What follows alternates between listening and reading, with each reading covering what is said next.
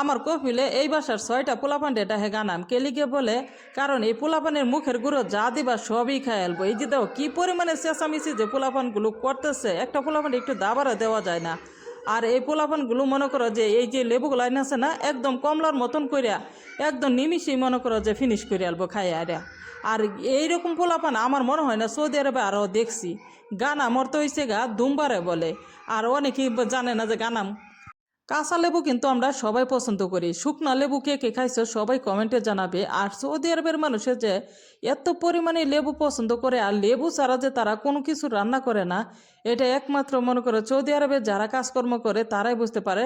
আর আমি তো প্রথম অবস্থায় যখন আসছি তখন তো অবাক হয়ে যাইতাম যে এটা কি, তখন বুঝতাম না। তখন পরেতে আমার কফিলের স্যারান্ডে কয়েকদিন যেহেতু লিখে দিছি বাধা সদায়ের কথা, তখন আমি এটার নাম কইতে পারি না। পরে একদিন স্যারার বইমে দেখাইলাম যে এটা কি, তো এটার নাম কি, আমি যে করাম যে বাজার অর্ডার যে করাম তো হে, তো পরতে ছাড়া আমারে কইতেছে কয়টারে লেমন কয়, তো লেমন কই লেমন এরকম কেয়া, তো এটা কি কিভাবে খায়, পরতে দেখি যে রান্না